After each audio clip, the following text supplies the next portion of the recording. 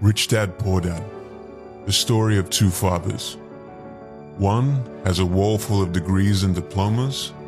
One, a high school dropout. One, after death, will leave next to nothing behind except debt. The other will have died one of the richest men in Hawaii and will pass on his empire to his children. Rich Dad guides two boys on a journey to best use their minds and finite time to create wealth through investments and business. This story shows the difference between "I can't afford that" to "how can I afford that?" His poor dad would say things like, "I'll never be rich," and his prophecies became true. His rich dad, however, even after going bankrupt and having $0, would say, "I'm a rich man." There's a difference between being poor and being broke. Broke is temporary. Poor is eternal. Lesson 1. The rich don't work for money. Poor and the middle class work for money. The rich have money work for them. When Robert Kiyosaki, the author of this book, was 9 years old, his best friend Mike and he asked Rich Dad, Mike's father, how to make money. Before long, they were both working within Rich Dad's companies. The only problem Robert had was his salary, 10 cents a week, a poverty wage. He seriously thought about quitting every week that passed by. Who was this guy to be exploiting us for 10 cents a week, he would ask himself. It was at this moment in time that Rich Dad gave them their first lesson on the topic of money. Life pushes all of us around. Some people give up and others fight. Few learn the lesson and move on. They welcome life pushing them around. Most people leave their jobs because they aren't receiving enough money. They would have already quit. But the wealthy see it as an opportunity to learn. One of life's biggest traps. They work very hard for little money, clinging to the illusion of job security, 3 weeks vacation, and a skimpy pension.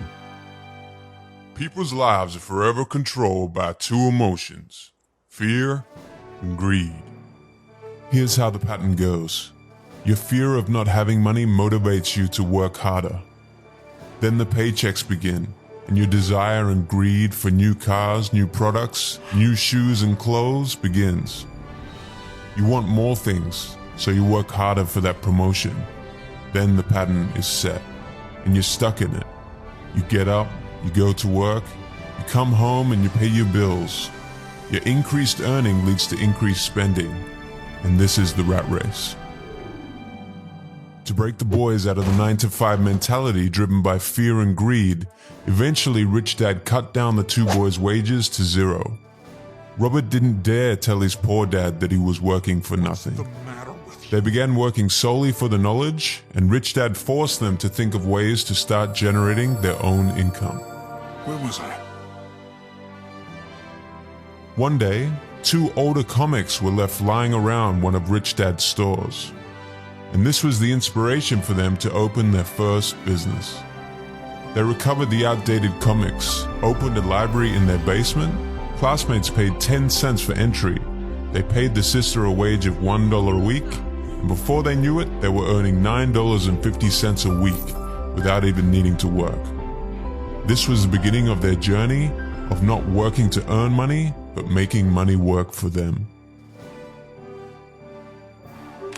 Key lesson. Getting a job is really just a short-term solution, getting enough to pay expenses, to the long-term challenge of building your net worth. The more you get paid, the higher your expenses become. This is human nature, and it's driven by fear and desire. Once you get stuck in this cycle, you are forced to work for someone else the rest of your life.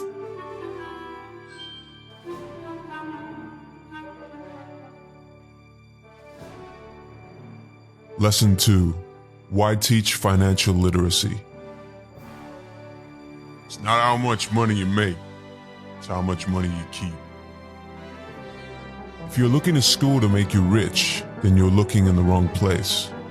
The education system's primary objective is to train you on how to become a good employee, but it does a poor job of making you a good employer. Things like managing your own personal finances and building wealth aren't taught to you by the education system in its current state. You can only rely on yourself to use this knowledge and acquire assets that allow you to generate an income.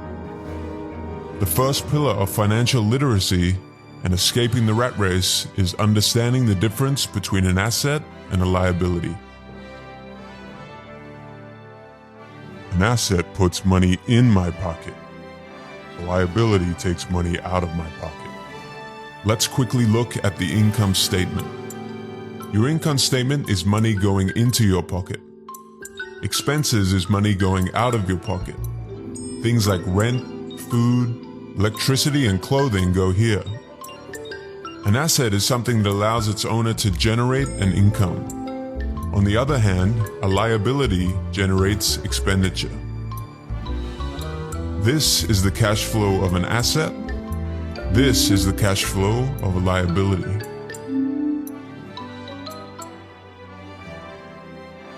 Rich people acquire assets. Poor and the middle class acquire liabilities that they think are assets. Cash flow patterns. Cash flow tells a story of how someone handles money. This is the cash flow of a poor person. They have a job, they get a salary, they use all their salary on expenses, and they usually live from paycheck to paycheck. This is the cash flow of the middle class.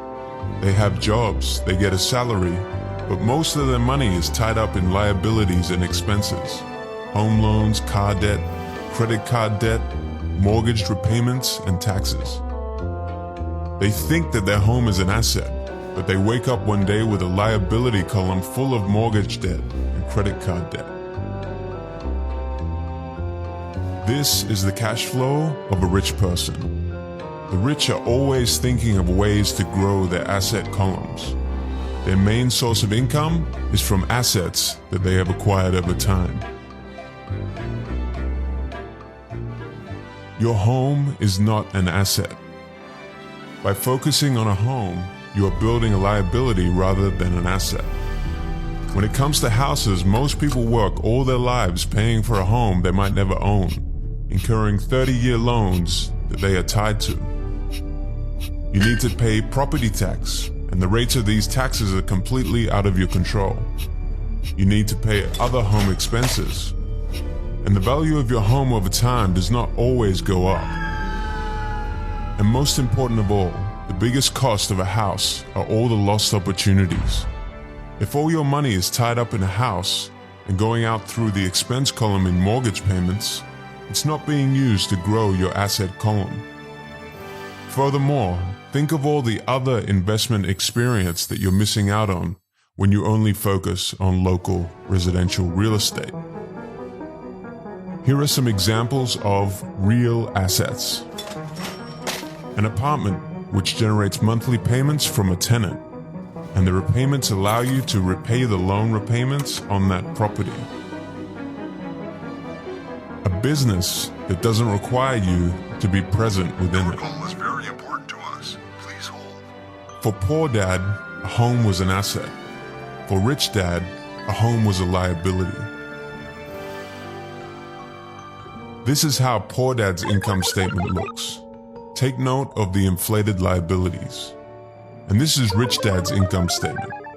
Over time, he has grown his asset column.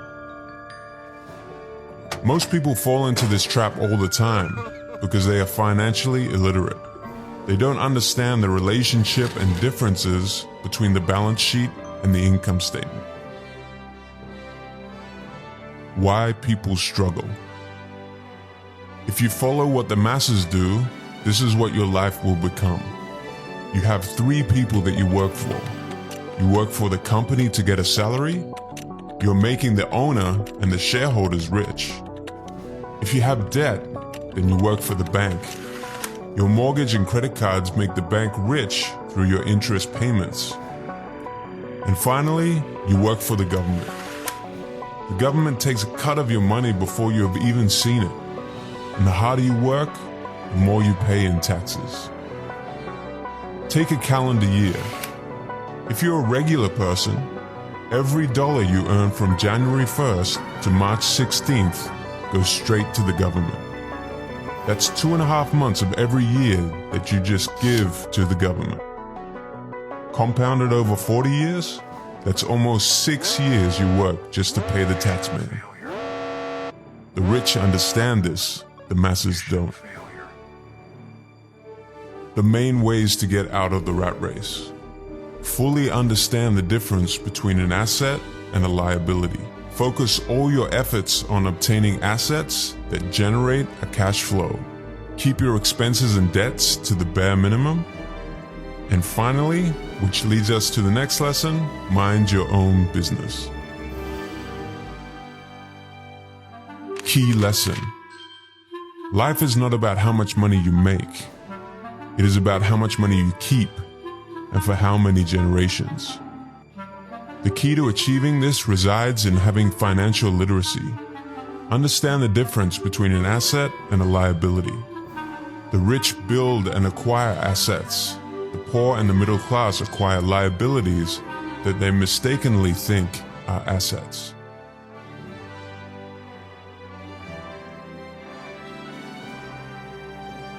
Lesson 3. Mind your own business. Rich focus on their asset columns, while everyone else focuses on their income statements. Robert Kiyosaki's first professional job was far from glamorous. He was a photocopier salesman for Xerox. Using the wages he earned, he invested into apartments. And after just 3 years, the revenue he was generating from his investments outpaced his salary. It was then time for him to leave Xerox and look after his business full-time. So what are some real assets you can begin focusing your attention on? 1. Businesses that do not require your presence to operate. 2. Stocks. 3. Bonds. 4. Income-generating real estate. 5. Notes or IOUs. 6. Royalties from intellectual properties like music, scripts, or patents. 7. Anything else that produces an income or appreciates in value. Things like cryptocurrencies, websites, YouTube channels, etc.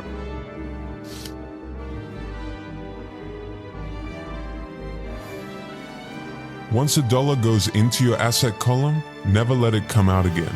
Feed your asset column. Robert thinks of every dollar he puts into his asset column as an employee. Each dollar in my asset column was a great employee, making more employees to buy the boss a new Porsche. And the best thing about money is, it can work for you 24 hours a day, and it can work for generations. Key lesson. Don't confuse your profession with your business. The middle class focus on their profession, and as a result, they spend their entire lives building someone else's business. The rich, on the other hand, focus on building their own businesses. Your profession focuses only on the income section of your personal income statement. Your business revolves solely around the asset column on your balance sheet.